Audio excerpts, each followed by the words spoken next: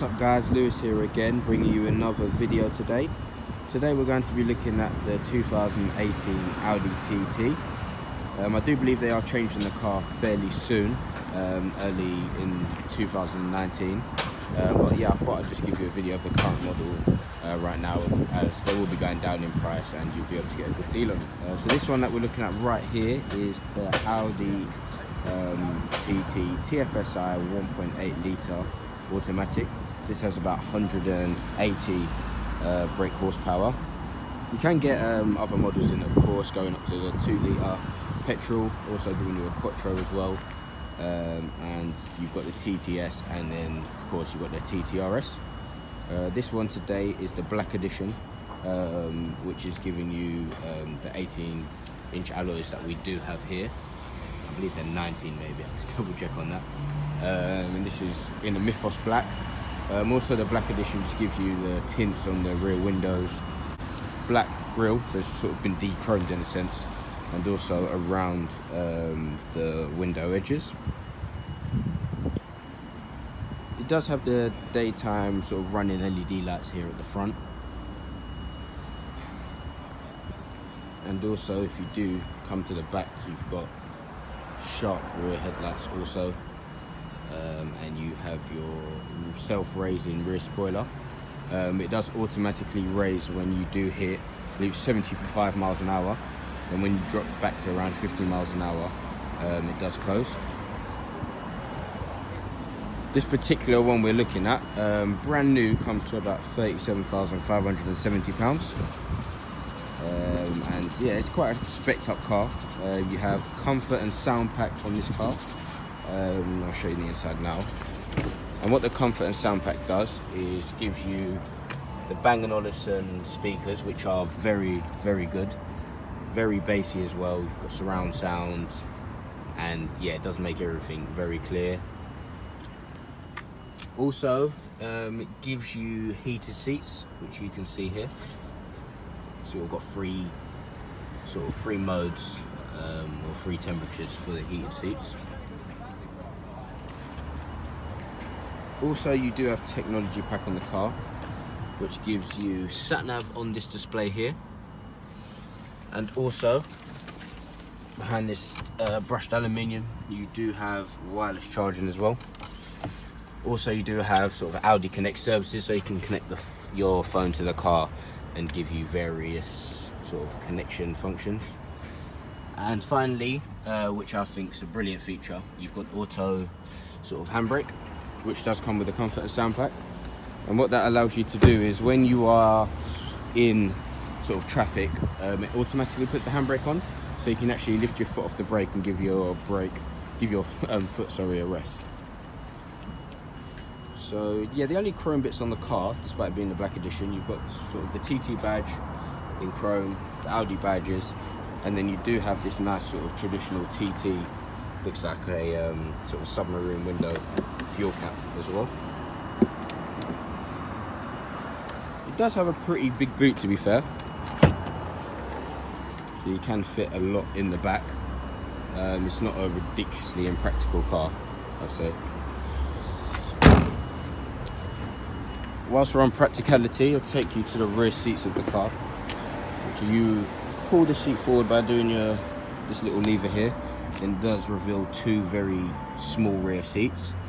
I've had passengers in the back of the TT before, and they're not the best, complaining about headroom, but if you're just going 10-15 minutes down the road or anything, they're fine. Or if you've got someone who's not really a moaner, then that's cool. When you enter the car, you do have your S-Line inlays as well. You do have your sport pedals also, and S-Line steering wheel with a flat bottom, standard cruise control, sort of parking light, indicators, windscreen, all that boring stuff. Alright, so now we're inside the cabin. You've noticed there's no center screen. It's sort of like an AMG GTS really. You've got just your 3 vents just facing towards you. You've got a little control pad here, which you can use to control that as well. But I tend to use just this thing here really.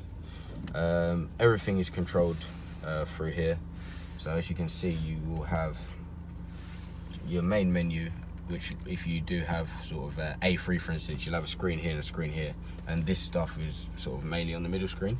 But on the TTs, everything's here. It's more of a driver focused car. So yeah, all your options are just literally done from here, along with your sort of your drive select, where you can slip between dynamic, etc. You got your start stop, traction control, hazard lights as well, and your rear spoiler. And this one does have front park assist as well, as you've got the sort of park assist package. You can get sort of, I'm not sure what they call it, but you can sort of upgrade your aircon, but this is like all digital numbers, which does look better in my eyes. Back to the exterior now. We have the rear dynamic indicators, which have been very popular with Audi now. This one doesn't have the matrix lights, so the front ones are just pretty standard.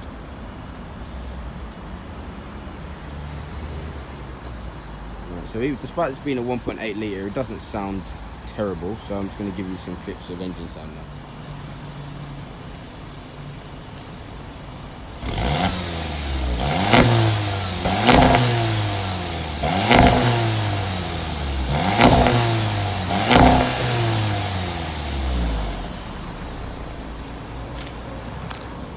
So yeah, it does sound pretty good. You do get sort of a little burble at the end.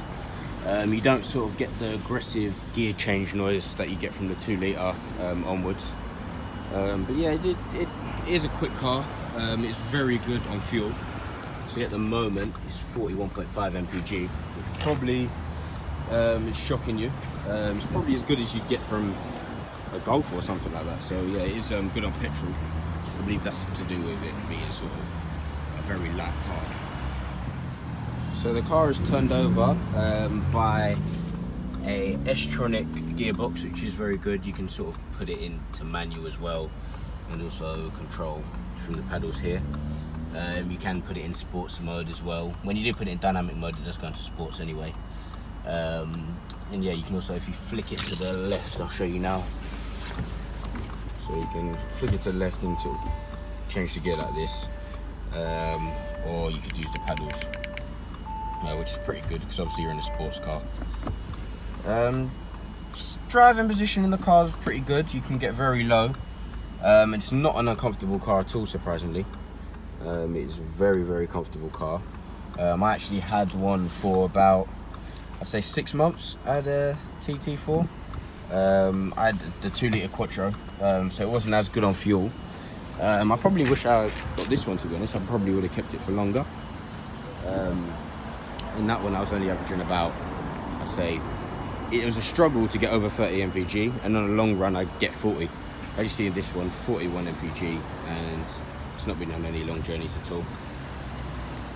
Right, so just concluding the video now. I hope you enjoyed it and I gave you as much information as possible. If there is any other cars you'd like me to sort of give my opinion on or just show you around, please let me know in the comment section below. I'm going to try upload once or twice a week, and I'm going to get behind the wheels of some of the cars once I get the right equipment. So yeah, take care.